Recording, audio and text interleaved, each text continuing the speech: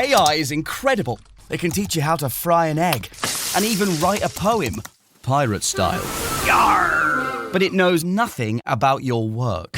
Slackbot is different. It doesn't just know the facts. It knows your schedule. It can turn a brainstorm into a brief. And it doesn't need to be taught. Because Slackbot isn't just another AI. It's AI that knows your work as well as you do. Visit slack.com/meet Slackbot to learn more. Does it ever feel like you're a marketing professional just speaking into the void? But with LinkedIn ads, you can know you're reaching the right decision makers, a network of 130 million of them, in fact. You can even target buyers by job title, industry, company, seniority, skills, and did I say job title? See how you can avoid the void and reach the right buyers with LinkedIn ads. Spend $250 on your first campaign and get a free $250 credit for the next one. Get started at linkedin.com/campaign. Terms and conditions apply. Si la carta de Santiago se escribiera en los días de hoy, es muy probable que fuera rechazada por gran parte de los cristianos. No porque le falte sabiduría, profundidad o inspiración divina, sino porque no ofrece aquello que muchos buscan desesperadamente: consuelo sin confrontación, bendiciones sin renuncia, promesas sin exigencia. Santiago no intenta agradar.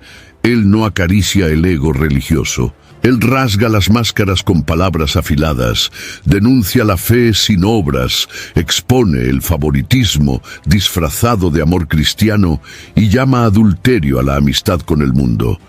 Es una carta que no hace rodeos, no endulza verdades y por eso sería ignorada en muchos púlpitos que prefieren mantener la apariencia de paz, incluso cuando hay guerra espiritual dentro de las almas. En un tiempo donde el discurso motivacional se convirtió en el centro de muchos púlpitos, la carta de Santiago aparece como un llamado directo, casi incómodo, a la transformación real. Santiago no suaviza sus palabras, no escribe con la intención de agradar o consolar a quienes solo desean sentirse mejor. Al contrario, desde los primeros versículos, confronta, sacude y exige una fe que sea comprobada en la cotidianidad. En lugar de ofrecer palabras dulces para momentos amargos, nos empuja hacia la forma de la autorreflexión y la madurez espiritual. Lo que escribe, si se leyera hoy como fue escrito, causaría silencio en muchas iglesias donde lo que se espera es alivio emocional inmediato y no confrontación con pecados arraigados. Santiago escribe para comunidades cristianas que estaban dispersas, enfrentando dificultades, pero en ningún momento usa el sufrimiento como excusa para la estancación espiritual. Al contrario, dice que la prueba es el camino que perfecciona la fe. El dolor, según él, no es algo que solo se debe soportar, sino una herramienta divina para producir constancia. Esto confronta directamente la visión moderna que busca consuelo sobre todo y que asocia el sufrimiento casi siempre con fracaso espiritual. Santiago no ofrece atajos, ofrece profundidad. Y esa profundidad, al exigir rendición, es exactamente lo que muchos evitan al buscar solo palabras de consuelo. Cuando afirma que la verdadera religión es aquella que cuida de los huérfanos y de las viudas y se mantiene incontaminada del mundo, rompe el molde de lo que muchos entienden por espiritualidad. No se trata solo de ir a la iglesia o de repetir frases hechas. La fe para Santiago es práctica, es acción, es transformación visible.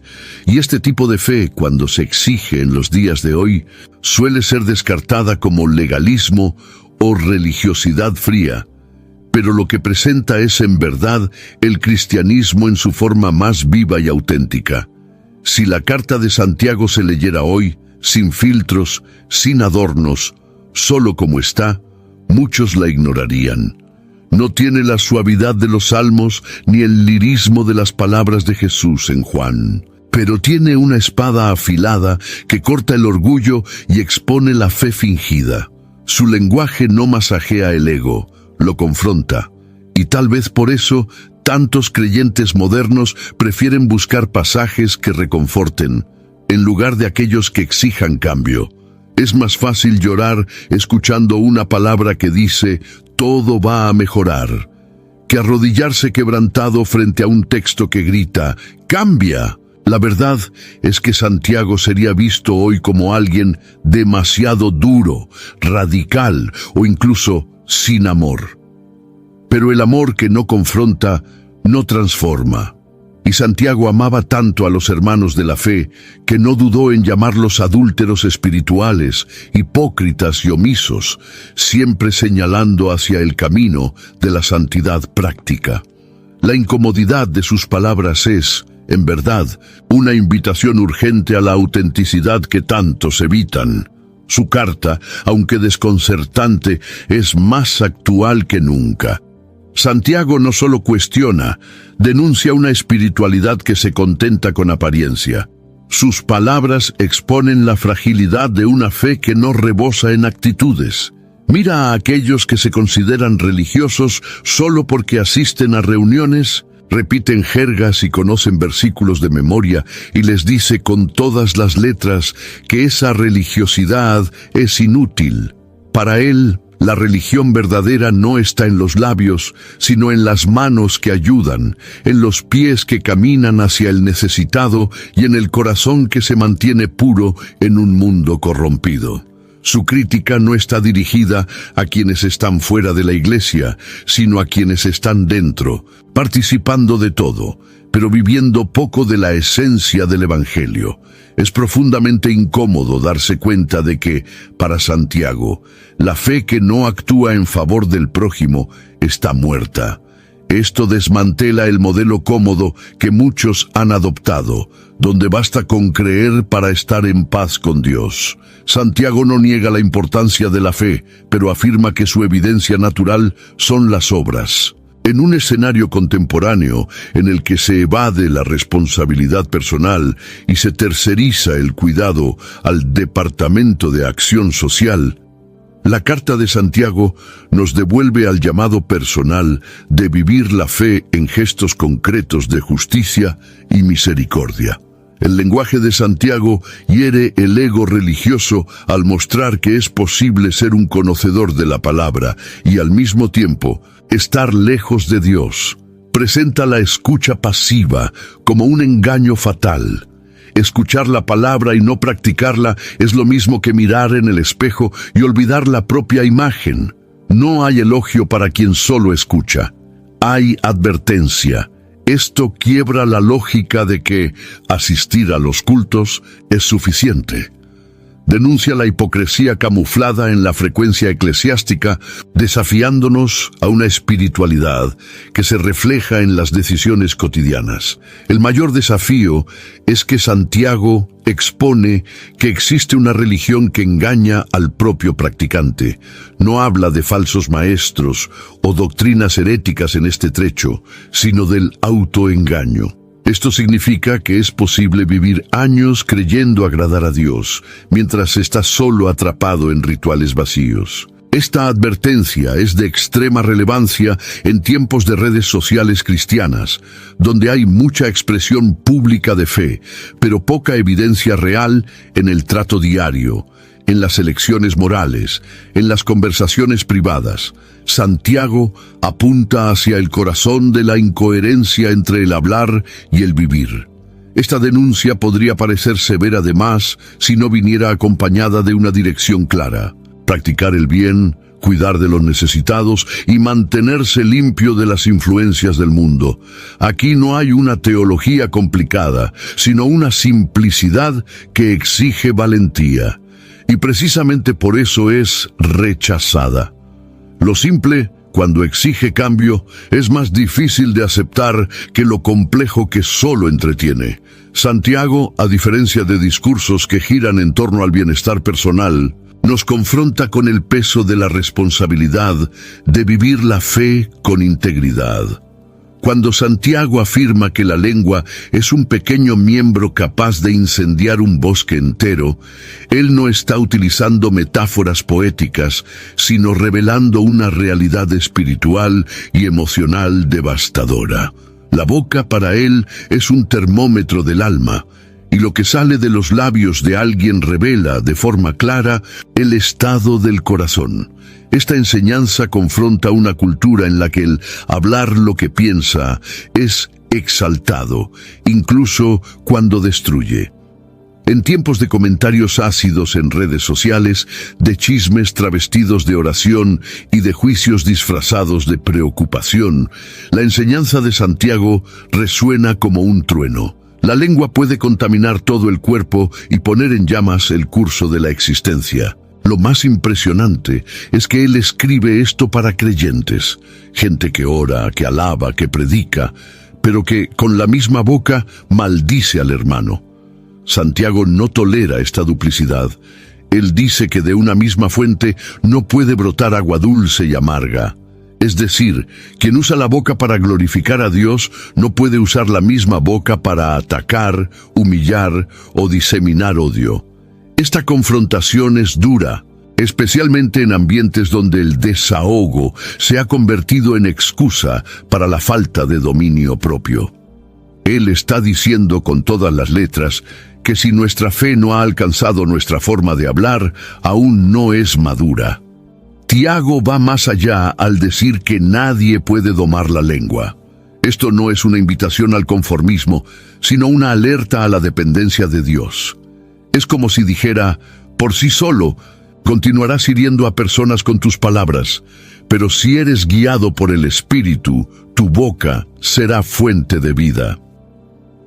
El problema hoy es que pocos reconocen el mal que causan con lo que dicen. Hay un tipo de libertad de expresión en el medio cristiano que se ha convertido en una licencia para herir, y la carta de Santiago es un grito contra eso, un llamado urgente a la coherencia entre fe y palabra. Él compara la lengua a un timón pequeño que dirige todo un barco. Esto muestra que incluso pequeñas palabras, aparentemente inofensivas, pueden desviar destinos, arruinar relaciones, destruir reputaciones.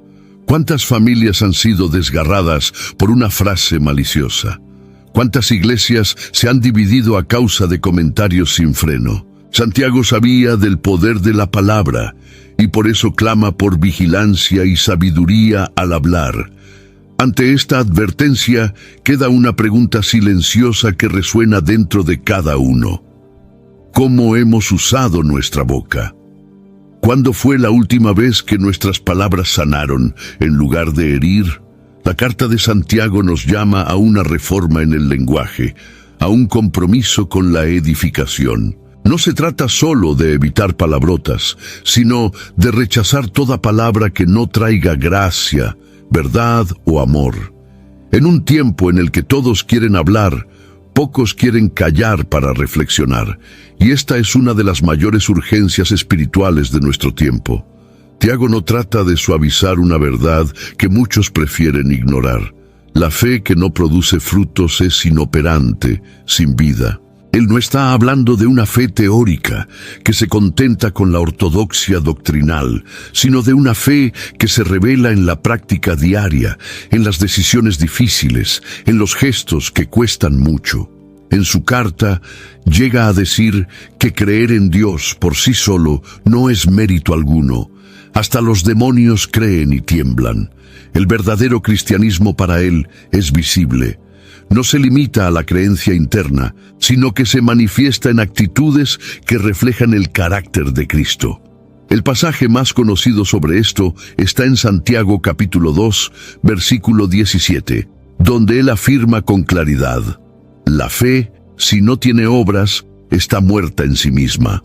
Muchos cristianos modernos viven una fe de banco, presentes los domingos, ausentes el resto de la semana. Es una fe cómoda, que no exige entrega, que no transforma la manera de tratar a los demás, ni cambia la forma de manejar el dinero, la familia o el tiempo. Esta fe, aunque parece viva, está en estado de descomposición espiritual. Santiago se toma el tiempo de mostrar que el verdadero creyente es aquel que demuestra compasión, justicia e integridad, no como moneda de cambio por la salvación, sino como consecuencia inevitable de una fe genuina. Donde hay fe real, hay transformación visible. No hay espacio para excusas o disfraces. Un ejemplo poderoso que Santiago utiliza es el de Abraham. Él fue justificado no solo por creer, sino por actuar con base en esa creencia, dispuesto incluso a ofrecer a su hijo Isaac en el altar. Esta fe que se traduce en acción es lo que separa a los religiosos de los discípulos. La fe verdadera involucra riesgo, obediencia y renuncia. Es mucho más que repetir frases como «estoy orando por ti». Es estar dispuesto a ayudar, a sostener, a cargar la carga del otro. En el ambiente actual de las iglesias, donde muchos se acomodan al papel de espectadores, Santiago nos obliga a levantarnos y actuar. Y quizás el punto más incómodo sea este. Santiago no está criticando a los incrédulos. Él está hablando con aquellos que profesan la fe. Esto significa que la carta es un llamado a la responsabilidad personal de quienes ya conocen el Evangelio. Muchos huyen de estas exigencias llamándolas obras de la carne o peso de la ley, pero en realidad son expresiones de una fe viva. Quien vive una fe auténtica, inevitablemente, hace la diferencia en el mundo que lo rodea. No por obligación, sino porque ha sido transformado por dentro. La obra es la respuesta natural de un corazón regenerado. Es por eso que si Santiago predicara hoy en muchos púlpitos, sería visto como alguien que está poniendo peso en las personas. Pero en realidad, él estaría quitando la venda de una fe ilusoria. Sus palabras exponen el vacío de las promesas sin compromiso, de las declaraciones sin entrega. Y al hacerlo, nos recuerda que Dios no está interesado en palabras vacías, sino en corazones que obedecen y manos que sirven. La fe sin obras no solo falla en transformar el mundo, también engaña el propio corazón. La carta de Santiago desmonta cualquier idea de espiritualidad selectiva basada en estado social. Él denuncia con vehemencia el favoritismo dentro de la comunidad cristiana, donde ricos eran tratados con honores mientras pobres eran ignorados o humillados. Santiago capítulo 2, del versículo 1 al 4, describe esta escena con precisión. Si entra un hombre con anillos de oro y ropas finas, él es colocado en lugar de destaque. Pero si entra un pobre, es dejado de lado. El problema no era solo social, sino profundamente espiritual. Pues revelar preferencia por alguien basado en apariencia o poder financiero es, según Santiago, pecado. Esta crítica ecoa con fuerza en los días de hoy. Basta observar cómo el tratamiento dentro de las iglesias puede variar conforme a la posición de alguien en la sociedad. Personas influyentes reciben destaque, invitaciones para hablar, posiciones de liderazgo. Ya los humildes, los invisibles, son frecuentemente olvidados, incluso cuando su fe es más robusta y su caminar más consistente. Santiago desmantela este sistema de valores invertido y muestra que, ante Dios, no hay acepción de personas. El juicio justo del Señor no se basa en riqueza, apariencia o influencia, sino en el corazón quebrantado. La denuncia de Santiago también confronta la teología de la prosperidad, que asocia bendición a la riqueza material. Él deja claro que los pobres, muchas veces, son los verdaderos herederos del reino, mientras los ricos enfrentan tentaciones que los alejan de la fe. Esto no es un ataque a los que poseen bienes, sino una exhortación a que no se confíe en ellos, ni se use el estatus para obtener ventajas espirituales. En otras palabras, Santiago muestra que la Iglesia no puede reproducir el sistema de valores del mundo. El cuerpo de Cristo no es un club de prestigio, sino un lugar donde los últimos son los primeros. Este mensaje aún hoy es incómodo, y no solo para los ricos. Ella desafía pastores, líderes y comunidades enteras a reevaluar sus prioridades. ¿Será que el cuidado pastoral es distribuido con equidad, ¿Será que las decisiones de la Iglesia son tomadas con base en el corazón de las personas o en sus conexiones y recursos? Santiago grita contra una espiritualidad que se curva ante el poder económico y se olvida del carácter de Cristo, que se hizo pobre por amor a los pobres. En tiempos de glamour gospel y vanidades eclesiásticas, escuchar a Santiago es ser colocado ante un espejo. Su carta nos fuerza a admitir el prejuicio silencioso que habita nuestros ojos y decisiones. Y al hacer esto, él nos invita a vivir una fe que ve más allá de la apariencia, que valora la esencia y que no se deja corromper por ventajas temporales. El verdadero culto, a los ojos de Santiago, es aquel en que todos, ricos o pobres, se arrodillan igualmente ante Dios. Santiago sorprende al decir que debemos tener por motivo de gran alegría el pasar por pruebas. La declaración parece absurda a primera vista. ¿Quién, en su sano juicio, se alegra en medio del dolor? Pero lo que él propone es un cambio radical de perspectiva. Para Santiago, el sufrimiento es una herramienta divina que produce perseverancia. Y esta perseverancia, por su parte, lleva a la madurez. El mensaje está en Santiago capítulo 1, versículos 2 al 4, y muestra que la tribulación, aunque dolorosa, tiene un papel esencial en la formación del carácter cristiano.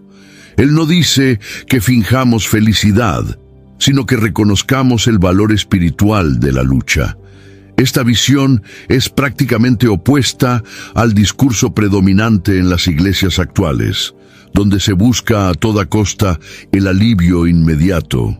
La tribulación es tratada como algo a evitar, como señal de debilidad espiritual o falta de fe.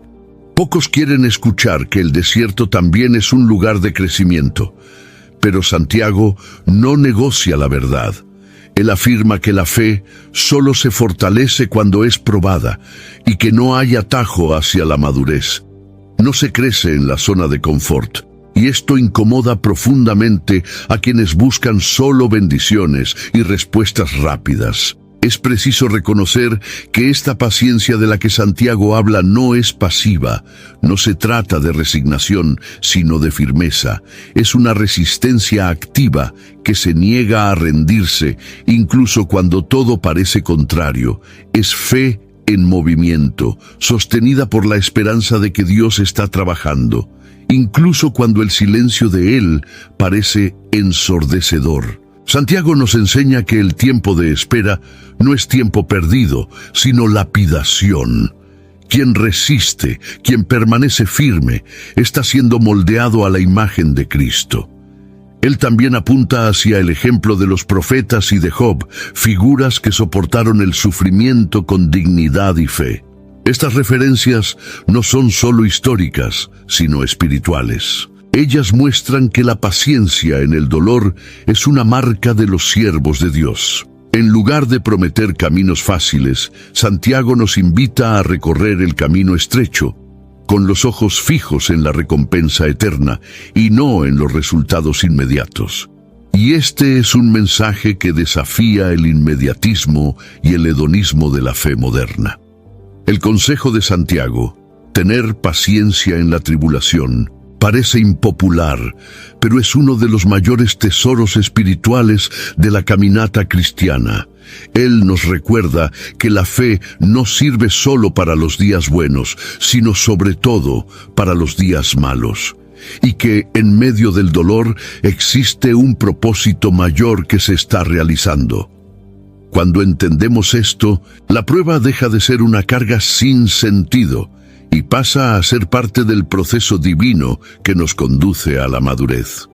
Every sip of Coca-Cola brings you closer to the excitement of the FIFA World Cup 26.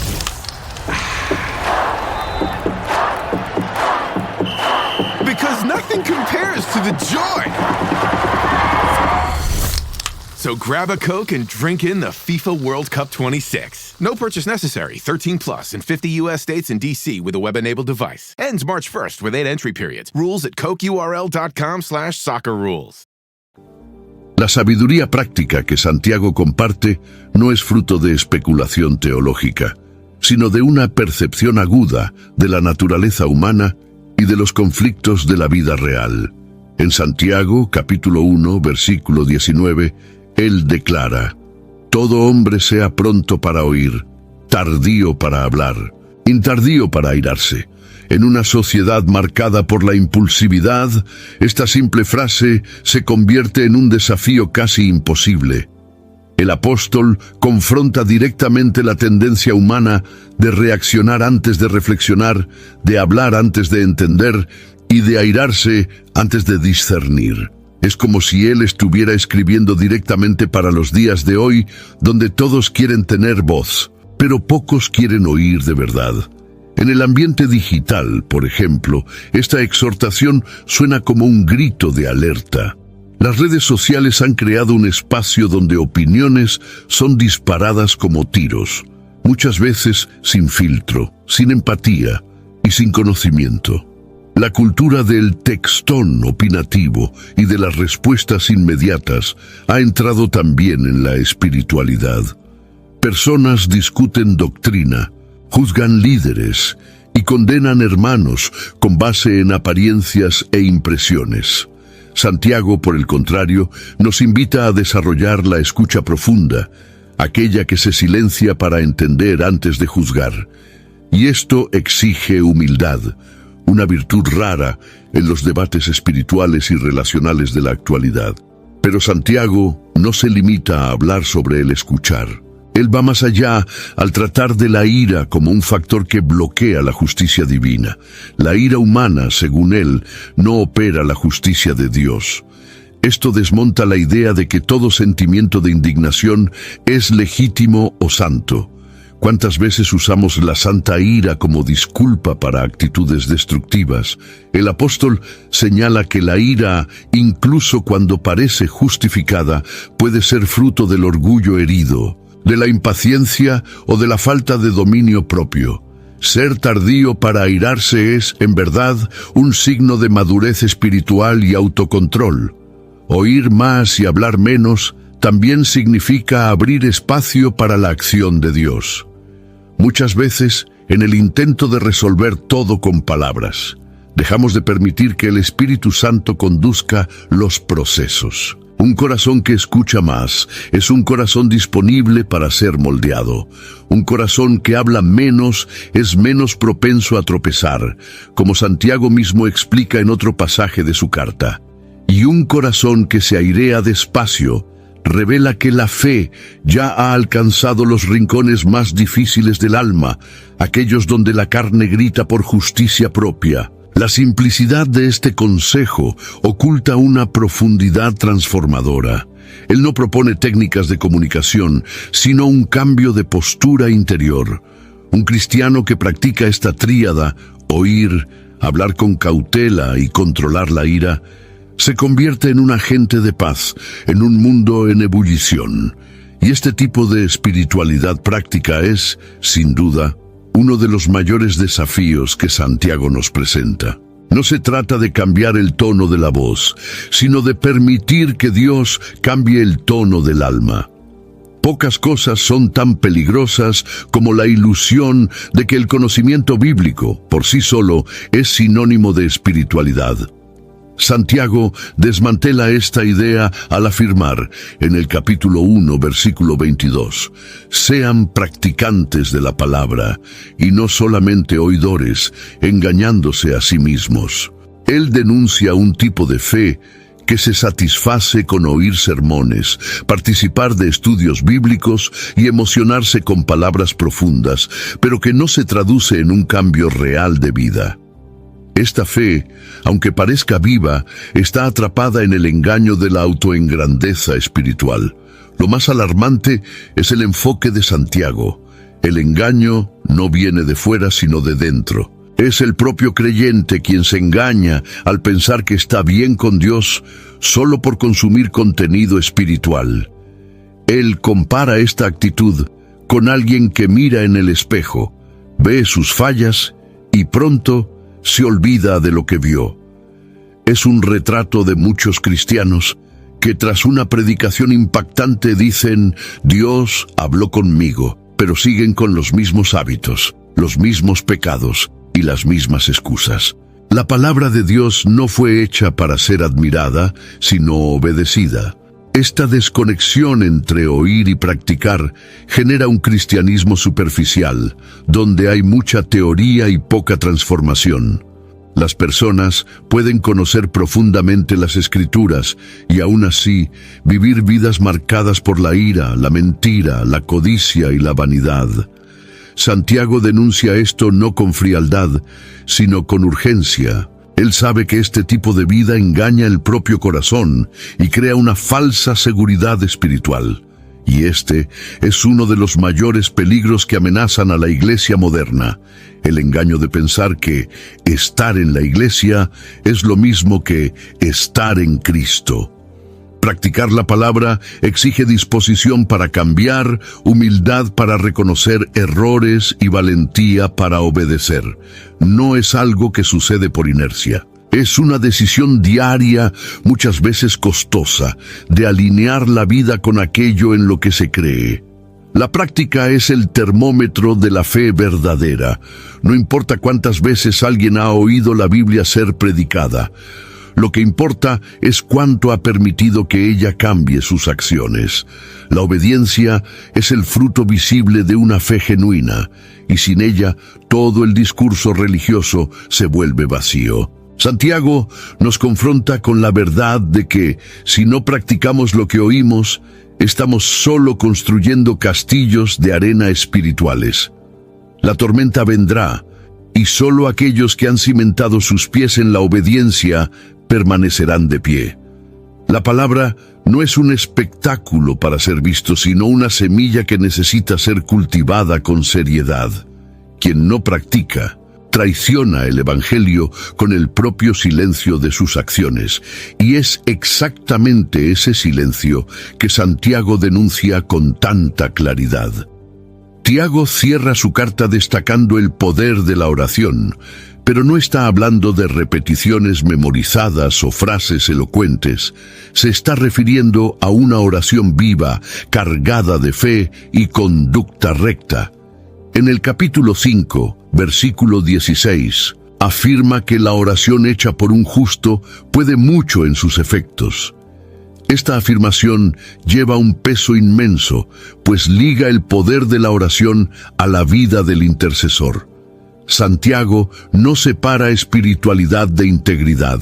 La eficacia de la oración está directamente relacionada con el carácter de quien ora. Hoy en día es común ver la oración tratada casi como una herramienta automática, como si fuera un botón que al ser apretado con suficiente fuerza generara resultados. Pero Santiago nos recuerda que no es la cantidad de palabras lo que importa, sino la conexión con Dios. La oración del justo es aquella que brota de un corazón limpio, arrepentido y sumiso a la voluntad divina, y aquí hay un punto que muchos evitan. La oración no se trata de convencer a Dios de que haga nuestra voluntad, sino de alinear nuestra voluntad a la de Él.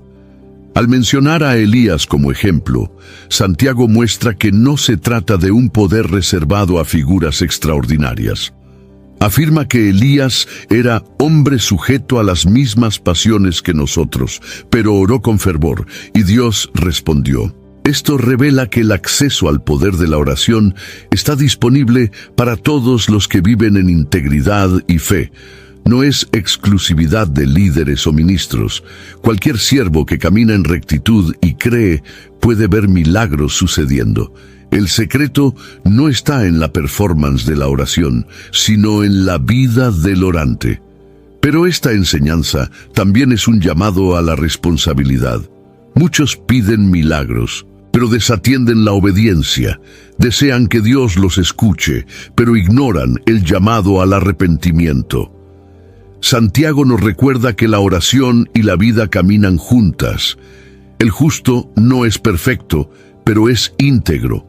Busca a Dios con sinceridad y vive de forma coherente con su fe. Y es esa coherencia la que da peso a sus palabras delante del trono de Dios. Orar sin transformación es como lanzar palabras al viento. Por fin, la oración para Santiago no es solo un instrumento de petición, sino también de sanación, confesión y restauración. Él anima a orar unos por otros, a confesar pecados y a interceder en favor de los enfermos. Esto apunta a una espiritualidad comunitaria, donde la oración es también un vínculo que une a los hermanos. Es un llamado a la vida en comunidad, a la transparencia y al cuidado mutuo. Y en este contexto, la oración deja de ser solo un acto individual y se convierte en un ministerio colectivo de amor y reconciliación. En la parte final de su carta, Santiago libera una de las exhortaciones más duras de todo el Nuevo Testamento. Se vuelve contra los ricos que oprimen a los pobres, acumulan riquezas de forma injusta y viven en placeres a costa de la explotación. En Santiago capítulo 5, versículo 1, comienza con un aviso que todavía resuena en nuestros días. Atended ahora, ricos, llorad y lamentaos por causa de las desventuras que os sobrevendrán. El lenguaje es fuerte y el tono severo. No hay espacio para suavizaciones. Santiago expone una verdad que muchos intentan ignorar. Dios no es indiferente a la injusticia social y habrá juicio sobre los que oprimen. En tiempos donde gran parte de la teología se usa para justificar la acumulación de bienes y la búsqueda desenfrenada por prosperidad, este pasaje a menudo se deja de lado. Pero Santiago no se silencia. Denuncia el salario retenido de los trabajadores, la vida de lujo a costa de la miseria ajena y la indiferencia de corazones que se endurecen ante el dolor del prójimo. Está hablando con personas que conviven con los pobres, ven sus necesidades, pero prefieren acumular tesoros para sí. Esta crítica no es contra la riqueza en sí, sino contra el uso egoísta y opresor de ella. El mensaje impacta con fuerza también al sistema religioso que a veces se alía con los poderosos a cambio de favores, ignorando a los pequeños, los invisibles, los que sufren en silencio. La iglesia que Santiago describe en su carta es una comunidad sensible al dolor, donde la fe no tolera desigualdad y el evangelio no se negocia con los poderosos. Cuando dice que el clamor de los segadores ha llegado a los oídos del Señor de los ejércitos, está diciendo que Dios escucha la injusticia y que ésta no pasará impune. Esto debería causar temor en cualquier corazón involucrado, directa o indirectamente, con sistemas opresores. Pero esta parte de la carta no es solo una acusación, también es una convocatoria a la conciencia. Desafía a cada cristiano a mirar su propia vida y reflexionar sobre cómo maneja recursos, privilegios y oportunidades. La fe bíblica siempre ha estado ligada a la justicia. Desde los profetas hasta el ministerio de Jesús, Dios se reveló como defensor de los oprimidos y juez de los opresores. Santiago simplemente continúa esta tradición profética, con el coraje que muchos han perdido al adaptar el Evangelio a las conveniencias modernas. La carta de Santiago nos obliga a reevaluar nuestros valores. ¿Qué realmente importa? ¿Qué hemos hecho con lo que tenemos? Ignorar este pasaje de las Escrituras es correr el riesgo de escuchar solo lo que masajea el ego, despreciando lo que transforma el carácter. El Dios de Santiago es el mismo hoy, un Dios que escucha a los injusticiados y exige que su pueblo viva con rectitud, compasión y valentía ante las estructuras injustas del mundo. En uno de los pasajes más incisivos de la carta, Santiago revela cómo motivaciones ocultas pueden corromper incluso aquello que parece espiritual. En Santiago capítulo 3, versículo 14, él dice: «Si tenéis amarga envidia y sentimiento faccioso en vuestro corazón, no os gloriéis ni mintáis contra la verdad». Aquí, el apóstol va más allá de las acciones externas y toca algo más profundo. las intenciones. Él denuncia una sabiduría que no viene de lo alto, sino que es terrenal, animal y diabólica, movida por celos, competencia y ambición personal, incluso cuando disfrazada de celo por el reino. Esta revelación es desconcertante. Muchas veces lo que aparenta ser defensa de la verdad es, en realidad, disputa de ego. Santiago expone que la envidia no se limita al deseo por bienes materiales, sino que también se manifiesta en ambientes espirituales, donde hay disputa por posición, reconocimiento e influencia. Líderes y miembros pueden, conscientemente o no, desear el lugar del otro, la atención del otro, los dones del otro. Y todo esto puede ser escondido bajo un discurso bonito de compromiso con la obra de Dios. Tiago alerta que donde hay envidia y ambición egoísta, ahí hay confusión y toda obra perversa. Eso significa que, aun en ambientes aparentemente piadosos, puede haber fermento de división, contaminación de relaciones y bloqueo de la acción del Espíritu. ¿Cuántas iglesias ya se han fragmentado a causa de disputas internas enmascaradas de diferencia teológica? ¿Cuántos ministerios han sido desacreditados a causa de sentimientos no confesados de rivalidad? Santiago desmascara esta falsa espiritualidad con precisión quirúrgica. La alternativa que él propone es buscar la sabiduría que viene de lo alto, pura, pacífica, amable, comprensiva, llena de misericordia y buenos frutos. Esta sabiduría no se evidencia por argumentos teológicos o por títulos religiosos, sino por frutos relacionales. Quien la posee promueve paz, edifica puentes y evita contiendas. Es una sabiduría que construye, no que destruye. Santiago está enseñando que lo verdadero espiritual es el pacificador, no el polemista. Ante esto, cada uno de nosotros es llamado a sondear el corazón. Detrás de nuestra actuación cristiana, ¿existe contentamiento o comparación? ¿Estamos buscando el reino o tratando de probar algo para los demás? Santiago nos recuerda que Dios ve más allá de las palabras. Él conoce las intenciones, y solo cuando permitimos que Él limpie incluso las motivaciones más profundas, es que nos convertimos en vasos útiles para la verdadera sabiduría celestial. Quizás uno de los términos más fuertes usados por Santiago en toda su carta sea aquel que aparece en Santiago capítulo 4, versículo 4. Adúlteros. ¿No sabéis vosotros que la amistad del mundo es enemistad contra Dios? El uso de la palabra adulterio no es accidental. Él quiere mostrar que el involucramiento con el sistema de valores del mundo no es solo un error, sino una traición a la relación con Dios. Es una ruptura de alianza, una infidelidad espiritual. Y esta verdad, aunque incómoda, sigue resonando con urgencia en los días actuales.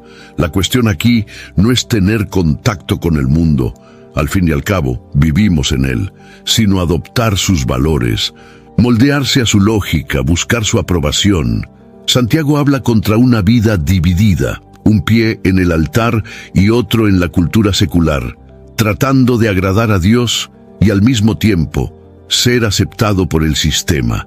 El problema no es el mundo como creación, sino el mundo como estructura caída que valora el ego, la avaricia, el hedonismo y la superficialidad. Es este sistema que Santiago llama enemigo de Dios, y hacer amistad con él es optar por un estilo de vida que rechaza el señorío de Cristo. En los días de hoy, este adulterio espiritual asume formas más sutiles. Está en los discursos que relativizan el pecado, en las elecciones que priorizan el confort en lugar de la cruz, en la búsqueda de relevancia que compromete la verdad. Está en cristianos que negocian principios en nombre de un evangelio más atractivo, y Santiago grita contra esto. Él nos recuerda que Dios no divide su gloria con nadie. Él quiere corazones enteros, no alianzas parciales. Sin embargo, incluso ante tal denuncia, Santiago presenta una salida. Él afirma que Dios resiste a los soberbios, pero da gracia a los humildes. La respuesta al adulterio espiritual es el arrepentimiento genuino, la sujeción a Dios y la resistencia al diablo. Esto revela que, a pesar de la infidelidad, aún hay camino de regreso. La fidelidad puede ser restaurada cuando hay quebrantamiento y rendición. El espíritu que en nosotros habita tiene celos, dice Santiago, porque desea una relación exclusiva con cada uno de nosotros. Esta palabra es un llamado urgente a la separación del mundo, no en aislamiento físico, sino en santidad práctica. Vivir en el mundo, pero no ser de él. Estar entre las personas, pero mantener el corazón rendido solamente a Cristo. Santiago, con su claridad innegociable, nos invita a dejar de flirtear con la cultura caída y a volver al primer amor. En un tiempo donde todo es relativizado, él aún se atreve a hablar de fidelidad absoluta, y por eso sigue siendo una voz profética tan necesaria. Pocos temas causan tanto desconforto entre los cristianos modernos como el de la confesión de pecados. En una era marcada por el individualismo y la apariencia, admitir fallos ante otros parece un paso arriesgado en exceso. Sin embargo, Santiago rescata esta práctica como parte esencial de la salud espiritual y emocional de la Iglesia. En Santiago capítulo 5, versículo 16, él afirma: «Confesaos vuestras culpas unos a otros y orad unos por otros para que seáis sanados». Lo que él presenta aquí no es un ritual mecánico, sino una expresión profunda de humildad, quebrantamiento y comunidad. La confesión, para Santiago, está directamente ligada a la curación, no solo física, sino también del alma. Al compartir nuestras luchas, debilidades y tropiezos con hermanos maduros, damos un paso hacia la libertad. El pecado crece en el secreto, se alimenta de la vergüenza y se fortalece en el aislamiento.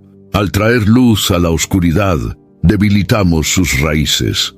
Sin embargo, esta práctica se ha vuelto rara en las iglesias, reemplazada por máscaras de perfección y discursos que evitan cualquier exposición de vulnerabilidad. Muchos prefieren cargar con sus pecados solos, mientras se hunden lentamente en la culpa y la soledad. El contexto de esta exhortación no es de juicio, sino de apoyo mutuo. Santiago está llamando a la Iglesia a ser un ambiente seguro, donde hay espacio para la restauración. Esto exige confianza, sabiduría y madurez. Está claro que la confesión no debe hacerse a cualquiera, sino a hermanos espiritualmente equilibrados, que sepan lidiar con el error del otro con compasión y verdad. Desafortunadamente, en muchos círculos cristianos, la confesión se ha vuelto peligrosa debido al chisme y al juicio. Pero cuando se realiza en el ambiente correcto, es un instrumento de curación poderosa. La gran lección aquí es que la liberación comienza en la humildad. Reconocer el propio error es abrir el camino hacia la transformación. Santiago está señalando hacia una espiritualidad realista, que no finge santidad, sino que enfrenta la vida con transparencia y dependencia de Dios. Y cuando esta postura es compartida en la comunidad, los lazos se fortalecen. El cuerpo se edifica y las cargas son aliviadas. El cristiano maduro no tiene miedo de confesar, porque sabe que la gracia es mayor que la vergüenza. Al final, la confesión no es señal de debilidad, sino de fuerza espiritual. Es el coraje de quien decidió dejar de vivir por las apariencias y optó por la verdad que libera. Santiago nos recuerda que Dios opera curación en ambientes de honestidad, y que esta práctica, aunque rara, sigue siendo una de las herramientas más poderosas de restauración dentro de la Iglesia. Reavivar este valor es redescubrir la belleza de la comunión sincera. Desde el inicio de su carta, Santiago deja claro que la fe genuina será probada, Pero al acercarse al final, él retoma este punto con aún más énfasis. En Santiago capítulo 5, versículos 10 y 11, él recuerda a los profetas y a Job como ejemplos de perseverancia en el sufrimiento. Esta no es una mención casual. Quiere mostrarnos que la verdadera madurez espiritual no se mide por el número de victorias alcanzadas, sino por la capacidad de permanecer firme cuando todo parece derrumbarse. La fe que sobrevive al dolor es más valiosa que cualquier logro. La cultura contemporánea rechaza el sufrimiento. Hay una aversión generalizada a la espera, al dolor, a la frustración. El cristianismo, influenciado por este pensamiento, terminó absorbiendo una versión triunfalista de la fe, aquella que asocia la bendición a la ausencia de dolor. Pero Santiago desmantela esta ilusión. Él no solo acepta el sufrimiento como parte del camino cristiano, sino que lo coloca como una evidencia de la fe verdadera. El creyente perseverante no es el que nunca cae, sino el que insiste en levantarse día tras día con los ojos fijos en el carácter de Dios. Al citar a Job, Santiago no está exaltando a un hombre que solo soportó el dolor, sino a alguien que mantuvo su integridad incluso en medio del caos. Job perdió todo, pero no perdió su confianza en el Señor. Y Santiago concluye diciendo: «Visteis el fin que el Señor le dio, porque el Señor está lleno de entrañas y de misericordia». Es decir, la perseverancia no es un castigo, sino un camino que revela la compasión y la fidelidad de Dios. Quien permanece, ve; quien resiste, alcanza; quien no desiste, madura. Perseverar es más que soportar, es crecer mientras se sufre, es permitir que la prueba revele dónde están nuestras raíces. Santiago no está ofreciendo consuelo barato, sino una visión más elevada. La fe que resiste las tormentas es aquella que fue edificada sobre la roca. Muchos desean milagros, pero pocos quieren ser moldeados en el proceso. Pero es precisamente en el fuego de la adversidad donde los verdaderos siervos son pulidos. Y esta perseverancia, aunque invisible a los ojos humanos, es preciosa a los ojos de Dios. Whether it's a movie night or just midday, Skinny Pop is a salty snack that keeps on giving. Made with just 3 simple ingredients for an irresistibly delicious taste and a large serving size that lasts. Deliciously popped, perfectly salted. Skinny Pop, popular for a reason. Shop Skinny Pop now. Este llamado a la constancia es quizás uno de los aspectos más descuidados en la espiritualidad actual. Estamos rodeados de promesas de éxito, pero carecemos de ejemplos de resistencia. Santiago nos invita a redescubrir el valor de la fidelidad silenciosa, de la confianza inquebrantable, de la esperanza que insiste en esperar. Su mensaje no es popular, pero es verdadero. La fe que llega al final es aquella que fue forjada en las pruebas del camino. Tiago cierra su carta con un apelo sorprendente. En lugar de terminar con una bendición, como era común en las epístolas, concluye con un llamado a la responsabilidad fraternal. En Santiago, capítulo 5, versículos 19 y 20, escribe: «Si alguno de vosotros se desvía de la verdad y alguien lo convierte, sepa que aquel que convierte al pecador del error de su camino salvará de la muerte a una alma y cubrirá a una multitud de pecados». El énfasis aquí está en la misión silenciosa, casi olvidada, de buscar a aquellos que se han perdido. Es un acto de amor que exige valor, empatía y compasión. Este llamado es especialmente urgente en un tiempo en que el alejamiento de la fe se ha vuelto común y muchas veces ignorado. Personas salen de la iglesia, se desvían de los caminos de Dios, y rara vez alguien va tras ellos. La comunidad de fe, muchas veces, observa la caída de un hermano con indiferencia o juicio, cuando lo que Santiago propone es lo opuesto, una búsqueda activa, llena de gracia. Rescatar a alguien no es colocarse como juez, sino como siervo. Es reconocer que todos somos susceptibles a caer y que restaurar es tan espiritual como evangelizar. La desviación que Santiago menciona no se refiere solo a la herejía doctrinal, sino al alejamiento de la práctica de la fe, a la pérdida del fervor, a la entrega al pecado. Y el llamado para rescatar se hace a todos, no solo a los líderes. Cada cristiano es convocado a cuidar del otro, a velar por la vida espiritual de los hermanos, a mantener los ojos abiertos para percibir cuando alguien se está apagando lentamente. Esto exige sensibilidad, disposición y sobre todo, amor. Un amor que confronta con mansedumbre, que llama de regreso, que no se rinde. Salvar de la muerte y cubrir una multitud de pecados son expresiones profundas que indican el impacto espiritual de este acto. Cuando alguien vuelve al camino de la verdad a causa de una palabra, de un abrazo, de una visita, estamos participando de un milagro silencioso, pero eterno. Y esta es una misión que casi nadie quiere, pues implica tiempo, esfuerzo y muchas veces frustración. Pero es precisamente este tipo de trabajo el que revela el corazón de Cristo en nosotros. La carta de Santiago termina con este llamado porque, al final de cuentas, la fe que defiende desde el inicio es aquella que se expresa en acción. Buscar al desviado es la síntesis perfecta de todo lo que enseñó. Fe viva, amor práctico, compromiso real. No se trata solo de mantener la doctrina pura, sino de vivir una espiritualidad encarnada, que toca, que alcanza, que rescata. Y quizás este sea el mayor desafío de la Iglesia hoy, amar lo suficiente para ir tras quienes se han perdido. A veces, una palabra firme como la de Santiago nos hace revisar caminos antiguos y percibir dónde aún necesitamos crecer.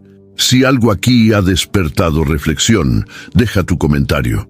Tus experiencias enriquecen esta comunidad que camina desde hace tantos años con fe y sabiduría. Comparte este video con alguien que valora conversaciones sinceras sobre la vida cristiana. Y claro, mantente cerca suscribiéndote al canal. Aún hay mucho que podemos aprender. ¿Hablas español? Sprichst du Deutsch? If you used Babbel, you would. Babbel's conversation-based techniques teaches you useful words and phrases to get you speaking quickly about the things you actually talk about in the real world, with lessons handcrafted by over 200 language experts and voiced by real native speakers. Babbel is like having a private tutor in your pocket. Start speaking with Babbel today. Get up to 55% off your Babbel subscription right now at Babbel.com/Spotify. Spelled BABBEL.com/Spotify. Rules and restrictions may apply. Juntos.